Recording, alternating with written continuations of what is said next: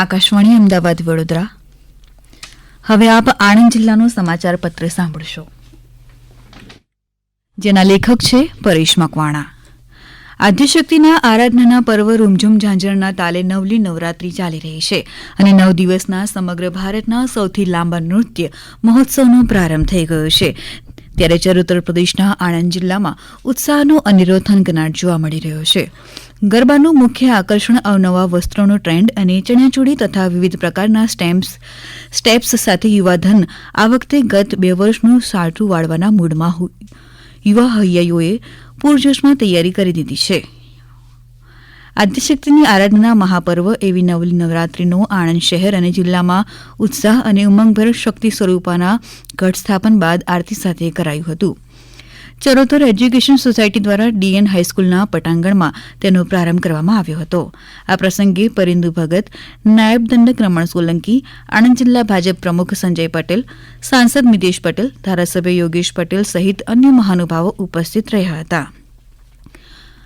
આ વર્ષે ચરોતર પ્રદેશ અને આણંદ જિલ્લાના 8 તાલુકામાં મેઘરાજાએ સાર્વત્રિક મહેર વરસાવી છે.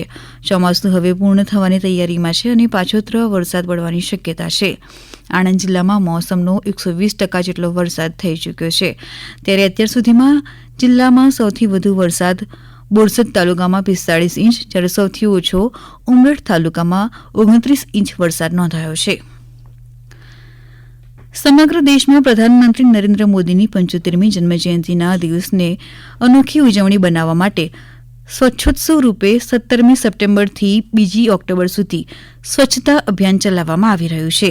આ પ્રસંગે સાંસદ અને ધારાસભ્યો તથા અગ્રણીઓ દ્વારા શહેર અને ગામડાઓમાં સ્વચ્છતા પર ભાર મૂકી વિવિધ કાર્યક્રમો થકી પ્રધાનમંત્રીના જન્મદિવસની ઉજવણી કરવામાં આવી રહી છે.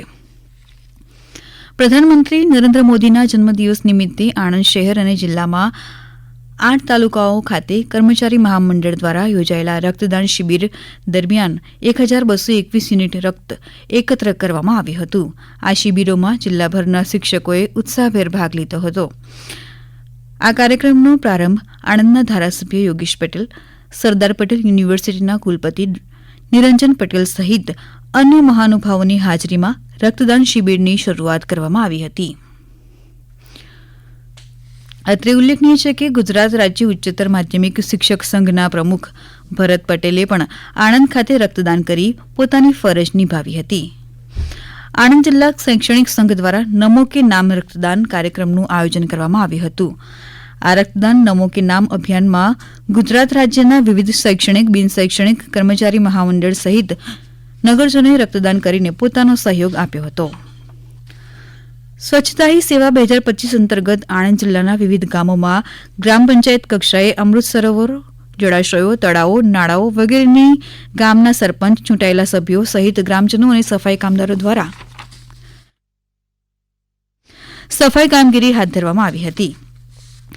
સ્વચ્છતા હી સેવા અંતર્ગત વિવિધ સંપ્રદાયના ધાર્મિક આગેવાનો દ્વારા સ્વચ્છતાને નૈતિક અને આધ્યાત્મિક જવાબદારી તરીકે વિવિધ સમાજમાં સંદેશો આપવામાં આવ્યો હતો.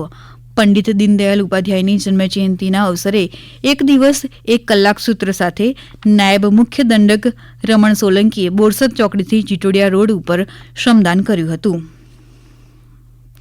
આ પ્રસંગે નાયબ મુખ્ય દંડકશ્રીએ જણાવ્યું હતું કે સ્વચ્છતા જ સાચી ભક્તિ છે અને એ આપણી સંસ્કૃતિનો અભિન્ન ભાગ છે.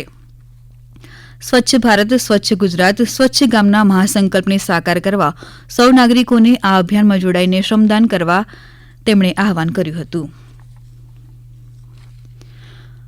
હમણાં જ આપે આણંદ જિલ્લાનો સમાચાર પત્ર સાંભળ્યો, જેના લેખક હતા પરેશ મકવાણા. આ પ્રસારણ આકાશવાણીના અમદાવાદ વડોદરા કેન્દ્ર પરથી કરવામાં આવ્યું.